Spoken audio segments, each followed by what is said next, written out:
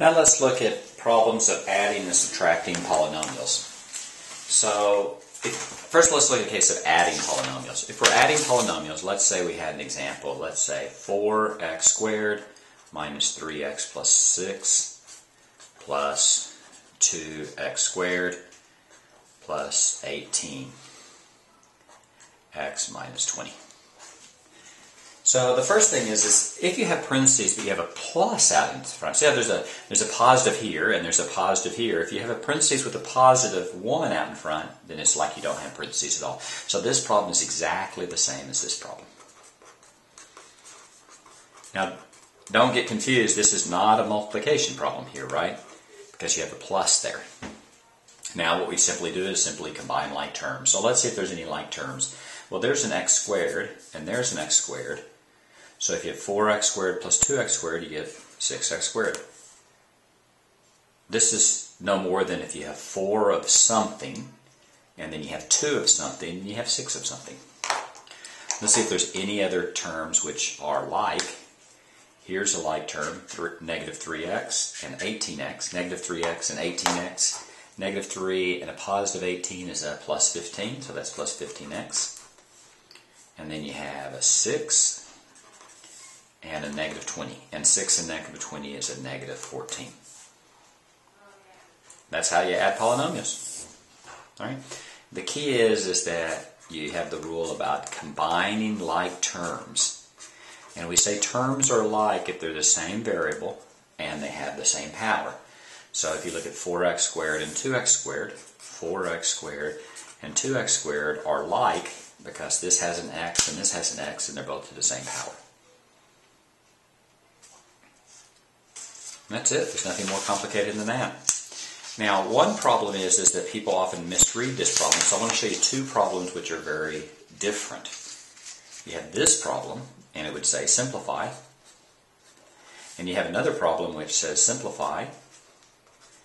And it is 4x squared minus 3x plus 6, 2x squared plus 18x minus 20. So if I see a student get this wrong, oftentimes what they do is they get this problem and this problem confused.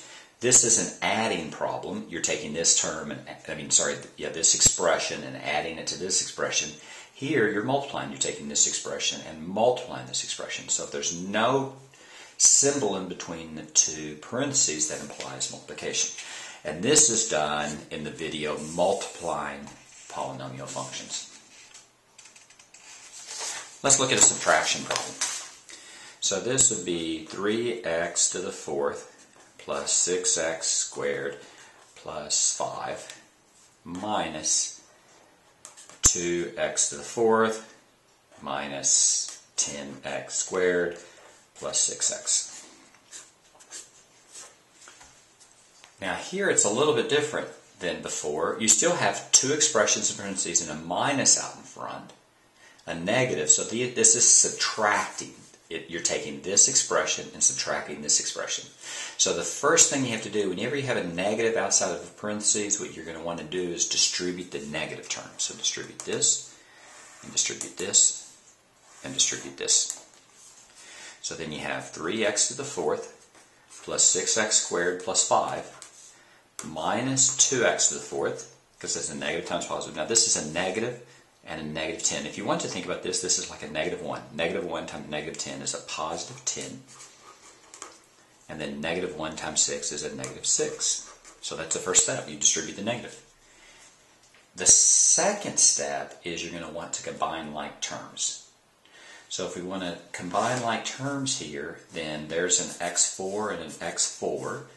3x4 minus 2x4. 3 minus 2 is 1, so that's a 1x to the 4th. See if there's any more like terms. You have a 6x squared here and a 10x squared, and they're both positive, so you have 6x plus 10x is plus a 16x. And then the last thing, well, let's look at this. Here's a 5. Is there any like term with 5? There's not.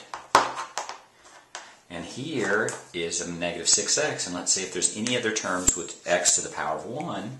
There's not. So those are both left the way they are because they have no like terms. So that's a negative 6x plus 5. And that's your answer there. Now students ask me, does it matter what order these in? It doesn't change the math, but the way that you're going to want to write this is what's called standard form, and that is you want the powers, the highest powers to the left and the lowest powers to the right. Let's look at one more subtraction problem. Let's look at 3x third plus 2x minus 5 minus 4x squared minus 8x plus 2. First step, distribute the negative sign. Here, since there's a plus, there's really a positive 1 out here. So whenever you have a positive outside of a parentheses, you can just drop the parentheses unless it's some type of multiplication problem. And then it's a negative times 4x squared is a minus 4x squared. Negative times a negative, that's a positive 8x. And a minus times a 2 is a minus 2. Your first step. Let's look what we do now. Do we have any like terms? Well, there's an x squared, and there's an x squared, and 3x squared minus 4x squared is a minus 1x squared. Do we have any other common terms? Oh, wait. That's 3x to the third. See, I made a mistake here, so you always want to be really careful. That's 3x to the third. Right? So that's 3x to the third there. Not squared, I made a mistake. Now, there is no other x to the third term, so there is no like term, so that's 3x to the third. The x squared is also doesn't have any like terms as well. In Latin, we'd say it's sui generis, right? X squared. There are any x's? There are like terms with x's. That's 2x and 8x, so that's 10x. And then you have a minus 5 and a minus 2, which is minus 7. Now, since I made a mistake, oftentimes I'll go back and double check my work. So first of all, are there any other terms here that are like x cubed, x squared, x? No, those are not like. So let's make sure I did the right thing here. I distributed the negative. So that's negative. Negative is positive. That's negative 2. I did that right. There is no, this is 3x to the third. That's where I made a mistake before. There's no x to the third, so I'll just bring that down. There's an x squared, but just one of them, so I'll bring that down. Then I combine, that's right, I did that right. So that's how you add and subtract polynomials.